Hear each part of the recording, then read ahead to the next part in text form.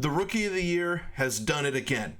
Yes, I'm talking about Jackson Merrill, who is going to win the National League Rookie of the Year award this year, and he has been leading the San Diego Padres in every possible way, whether it's defensively in center field, whether it's with the flashes of brilliance with his bat, his base running, whatever he is, he's doing it in all facets of the game, and he is leading the Padres to challenging for the National League West Division. So I'll break that down and much more in this episode of 3 Up, 3 Down.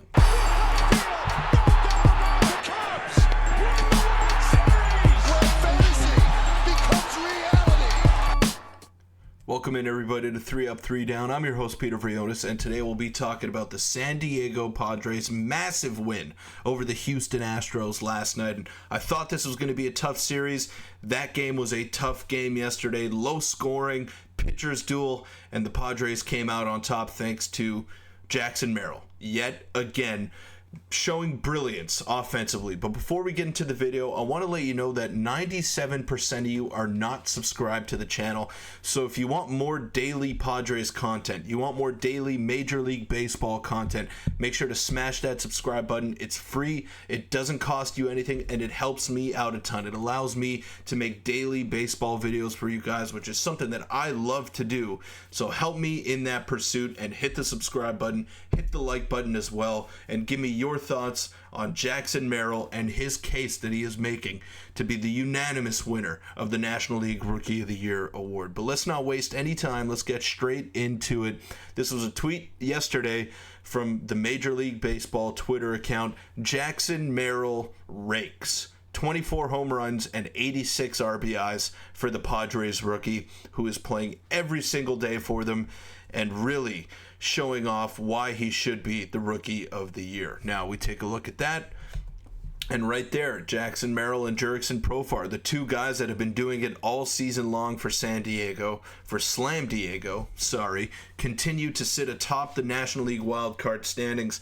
And not only are they doing that, and they're creating that much of a cushion between them and the Arizona Diamondbacks, they're also neck and neck with the Los Angeles Dodgers as they get set to play them in a 3-game series in about a week's time. So they're going to have an opportunity to close that gap even more. They just got to keep winning ball games. They can't think about the division, but I'm sure it is in the back of their minds, and they want to be able to challenge the Dodgers in order to get a playoff series at home and avoid that gauntlet of a wild card series.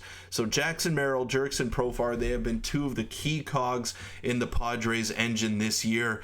And Merrill, as a rookie, as a 21-year-old rookie, doing what he's doing is just so impressive. And every single night you could see him getting better and better as a player, and I think as a Padre fan, you could not be more excited to see what the future holds for this guy. I know he's sort of in a more back seat kind of role, hitting seventh. He is playing center field, don't get me wrong. That's a premium defensive position, as premium as they come, but hitting seventh in a lineup insulated by Manny Machado, Fernando Tatis, Merrill Profar, who I mentioned earlier, Luis Arias, of course, who got hurt yesterday legging out a double, but shout out to him who is putting his body on the line for this team in the pursuit of the playoffs.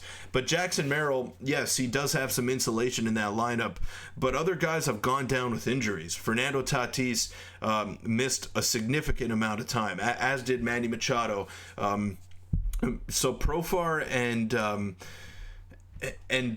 Merrill have been the two constants in this lineup every single day, and they are producing.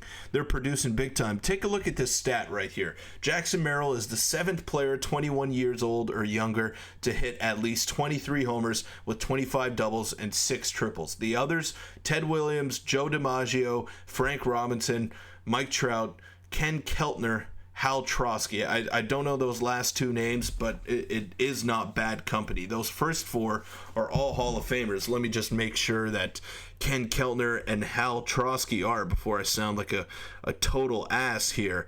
But Ken Keltner, let's see. Is he a Hall of Famer? Give me a second here. He is not a Hall of Famer, but he's a 7-time All-Star. And we take a look at Hal Trotsky, who is not a Hall of Famer either. Very short career for Hal Trosky. Huh. Well, anyways, he's in the conversation with 4 Hall of Famers, and that's very impressive company to be in. Ted Williams, Joe DiMaggio, Frank Robinson, Mike Trout. Those are some of the best hitters of all time that Major League Baseball has ever seen. So for Jackson Merrill to be involved in that conversation, for him to have the impact, not only individually but on winning that he has had in his rookie season, that's the most impressive thing that I've seen this season.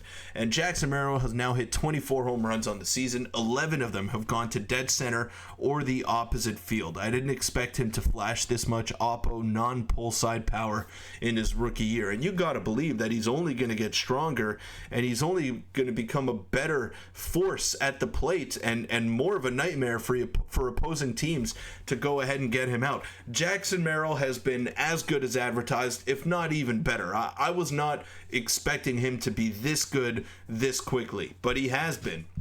He was entrusted into a premium position without having even played there in the minor leagues, and he's done a more than adequate job defensively. So it's been great to see that.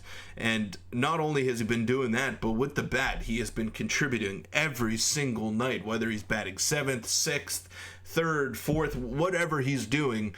He has just been contributing to wins, because the San Diego Padres, if we take a look here, are 3.5 games back of the Los Angeles Dodgers, despite being around 6.5 games back just about a week ago. So they're making up ground. They still have 3 games left to play against the Dodgers in a couple of days here. So they're going to get a look at them, and they're going to get a chance to close that gap even more. But we take a look at the playoff odds here. Right on the far right side of your screen, 99.6% chance of the San Diego Padres making the playoffs, which is music to my ears because it dropped down to about 91 a week ago when they went on that sort of skid. I wouldn't call it a skid, but they let their level of play drop just ever so little, and that could cost you in a race this tight. But now they've built themselves a really nice lead over the Arizona Diamondbacks, 2.5 games ahead of them, which is a massive cushion at this point in the season. But they do have one series left to play against Arizona before the end of the season. So there is an opportunity for Arizona to catch San Diego, and there is an opportunity for San Diego to catch the Los Angeles Dodgers, who have been playing really well as of late. Now, it's going to be an absolute dogfight from now until the end of the season. There isn't much runway left to go, but I really hope that San Diego can pull through here so they can get that much healthier. They can get all their guys back. The rotation can get back to normal, and we can just see this team go on an extended playoff run, because I've said it multiple times. I will say it again. They are my pick to win the World Series. They are so impressive. I think they are the most well-rounded team in baseball, maybe apart from the Philadelphia Phillies, but I love their rotation. I love their bullpen. Their lineup is as stacked as it comes in Major League Baseball, and having the Rookie of the Year on your side and Jackson Merrill,